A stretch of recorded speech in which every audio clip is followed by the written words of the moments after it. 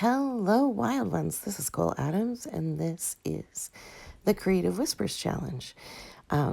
Every monthish, there's for creators who create a telephone game of creativity and journal pages. And here I am getting started on mine. I'm not one of the original four, so if you want to see those videos, I've linked their names in the bio. And it is such a neat idea. And I really like how it creates this community that you're kind of makes you think a little bit. So I'm coming in with some gouache to start this page. This is one of my really wild journals that I built with using some deli paper and just folding in a bunch of different sizes. That's why there's such varied sizes on the two pieces of paper. I'm really liking gouache. This is my itty bitty mini bitty palette that I think I'm going to switch over to watercolor. So I'm trying to use it up. It's very earth tony, and I really I'm loving those colors right now. I think Portugal had a lot to do with that. And it's a fun way to make a border very quickly, and it's a supply I love to play with. I'm using it more like watercolor here, where it's really, really loose.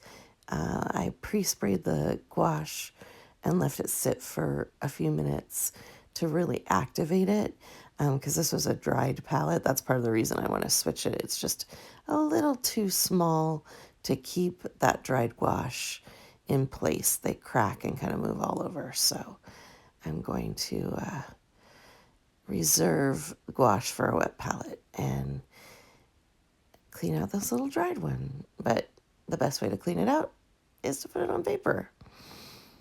So I'm a little confused by the prompt this week, but I think I have an idea of what it was. So I'm going to gather some supplies or gather some collage papers. This is a little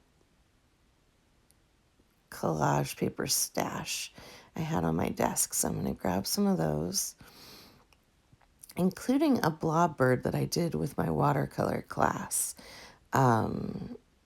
And these pieces are kind of fun because my mom recently cleaned out her stash of collage papers, and this is one of the ones she had made, and it has some really cool Asian writing. I think that's a piece of newspaper that we probably got from one of the Asian markets around Seattle. And then I really liked the back side of that piece that was, you could see through the tissue paper, the writing. I thought that was a really beautiful veil. And I know that's where I probably going to end up writing something big. So I wanted to have the text, but not have it so prominent. So it's really, it's a lovely texture. And this little 3x5 card, we created watercolor, just a blob, kind of a head blob and a body blob of watercolor. And then we had to make birds out of those blobs. And I thought this one was very cute. So he gets to have a ride in my journal. And I'm thinking about using this envelope. This is a jelly plate print that is actually of kind of a bamboo stamp, but the texture is just really pretty. And I think, yeah, I'm making a feather on the back side so that I can then fussy cut out that shape. And this is just with a big pen. I got a set of big pens for during school time that were all colored. I'm not sure I love them. That thicker Bic often gets kind of globby and sticky, but they're okay. I think this needs a little bit more detail, so I'm cutting in a little bit closer, Adding some of those nice places where feathers split. But I love having the hand-drawn on one side, and I probably will write something on the back eventually, and then having the jelly plate print on the front. I also have a little card that talks about feathers and like ideas for how to use them, what some of the former significances have been of a feather, and it's kind of a neat little card. I made them a long time ago, and I don't know if I've ever used one, which is so sad. So I tea-dyed them, and they kind of became this ephemera item that I felt like really precious about. So this felt like a really good place to use one and just get started adding them to my journal. Gluing the flat back, because I thought it would be better just to have the square. I'm figuring out the placement, and I'm going to glue it. I'm not going to have it flap, like be a flap out of the book. I'm going to really make sure it's solid to the page, but I'm just going to let it run out farther than the edge and have that last little edge just be a kind of a tag in the book. This book is very wild. It has a lot of different edges, so that will work out fine. This is a brush tip marker, and I've been loving these kind of dashes all over the page. I think of them as seeds. Here I'm going in to glue that Asian paper that my mom made into the book. I really like how this color palette all lives really well together, and orange and pink is a palette I'm really intrigued by, so I've been making a few paintings in that. I dressed in that a couple days ago, and I'm going to fold back these little flaps.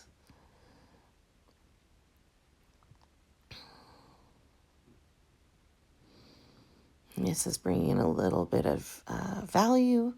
It's a kind of deep purple page. I knew the bird has a lot of value, so your eye will go to it.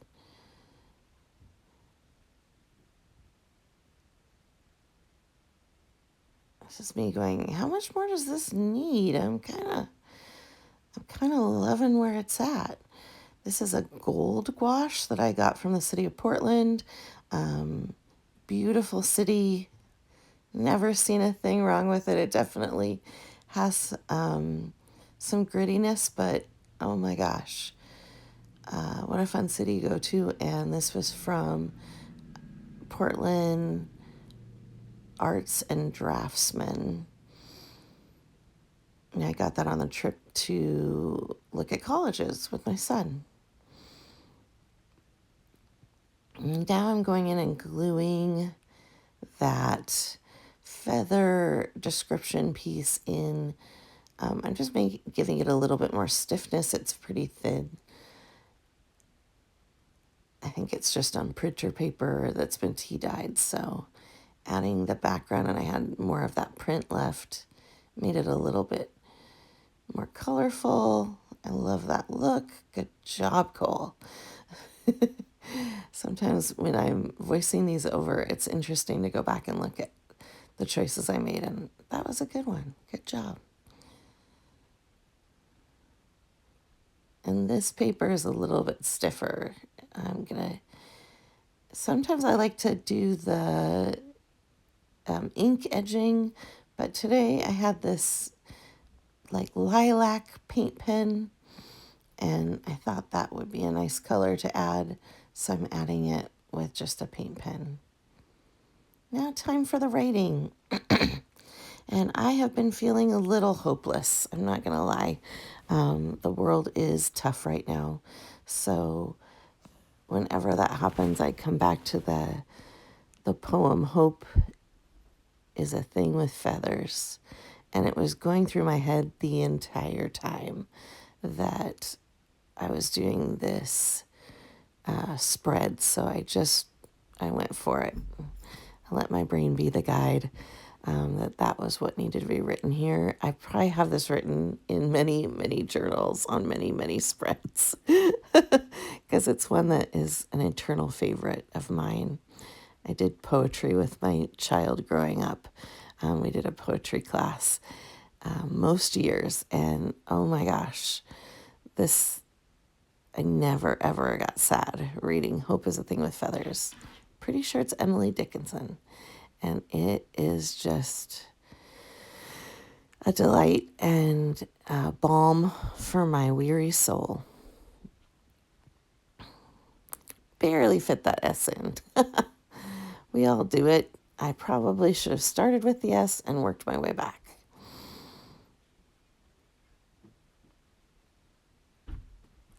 But I love how this piece came together. I love this challenge. Thank you so much for allowing us to to do response reels and all sorts of different things to enjoy this game and spread it a little farther.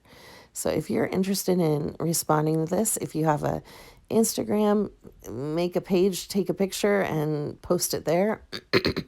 I'm using the hashtag both Creative Whispers prompt 5, and Creative Whispers October. And the reveal of what the secret prompt will be like mid-October.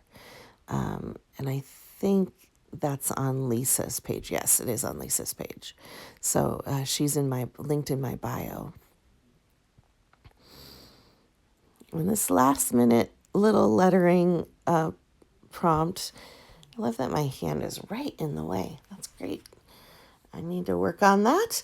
But this last little prompt is something I just added to the back of the bird, and it is very much my sense of humor. So I hope you enjoy it. The reveal is any second. There it is. I love little surprises like that in my book because I'll totally forget I did that in a couple years. And when I'm looking through the book, I'm like, oh, good job, Cole. So I hope that you find hope today. I hope that you find some creativity today. I think it's a pillar of feeling better about how things are in your life. And I think taking just a little bit of time to make something beautiful and give yourself a ton of time to process that is a really beautiful thing. I'll be back to travel vlogs in the next few weeks, and then looking at glassless framing coming up in the future too. So this is the big reveal.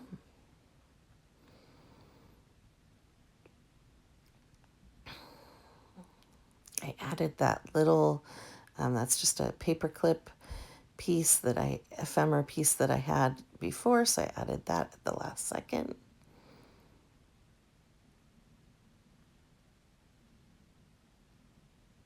I hope you liked it. Stay wild, stay weird.